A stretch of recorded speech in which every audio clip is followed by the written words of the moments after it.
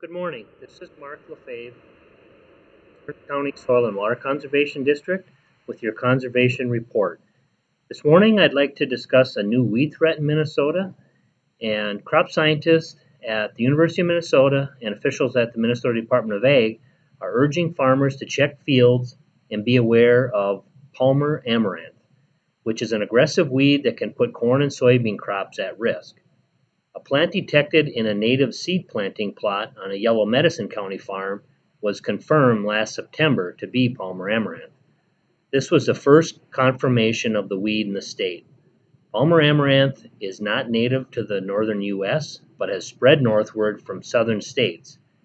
It was confirmed in Wisconsin, Iowa, Illinois, and Nebraska between 2011 and 13, and in South Dakota in 2014. In 2016, it was discovered in newly planted CRP land in Iowa, including Clayton County, which is just one county away from southeast Minnesota. Palmer amaranth is the most competitive and aggressive pigweed species. It's related to water hemp, and like water hemp, it emerges throughout the growing season, from May to August. However, Palmer amaranth is much more aggressive than water hemp, because it can grow 2 to 3 inches a day. Palmer amaranth has demonstrated the ability to quickly adapt to herbicide management tactics lacking in diversification and effective sites of action, which ultimately limit the control options. Palmer amaranth found in the northern states is expected to be resistant to multiple herbicides, including glyphosate or Roundup and the ALS inhibitors.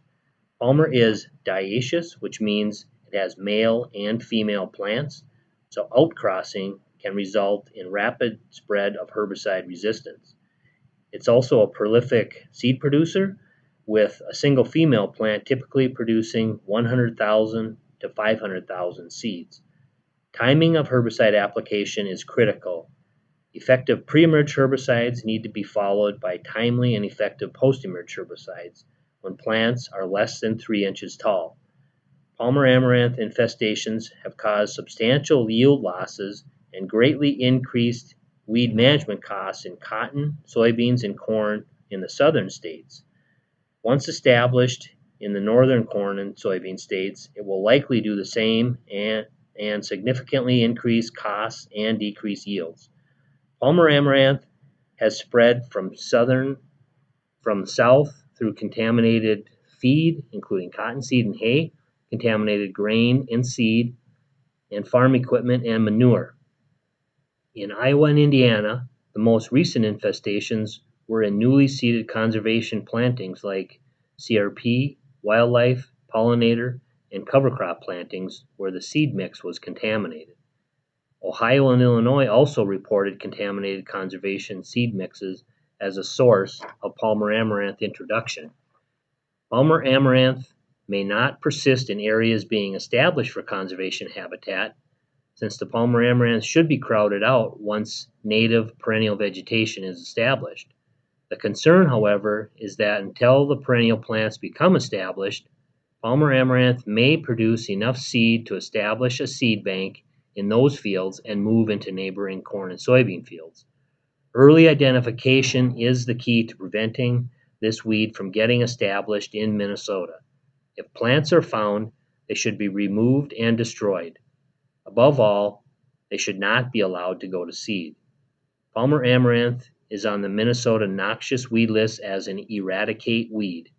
According to Minnesota statutes, landowners must attempt to eradicate any Palmer amaranth found by destroying all the above and below ground parts of the plant. Full labeled rates of residual herbicides with multiple sites of action are a must in corn and soybeans. If a field does become infested, it should be rotated to a crop where management options are more diverse, such as alfalfa, small grains, or even corn. Early post-emerge applications of herbicides when Palmer is less than 3 inches are critical in managing this weed. And remember that it can grow 2 to 3 inches a day, so it can quickly exceed heights where herbicides provide acceptable control. One lesson that I see from this is that farmers and landowners need to make sure that they are buying high-quality, weed-free seed for both agricultural crops and conservation plantings. If you think you may have this weed this spring, you can report it to the Minnesota Department of Ag's Arrest the Pest line, or take photos of the plant and email them to the Department of Ag. Or for more information, you can always call our office at 320-251-7800 extension 3.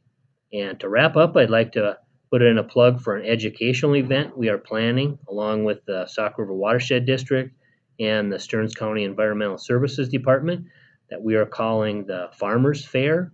It's going to be Tuesday, March 14th from 8 to 4 at Elmer's in Sauk Center, and some of the topics to be covered include the Minnesota Buffer Law, the Minnesota Ag Water Quality Certification Program, manure management and soil health, cover crops, and reduced tillage.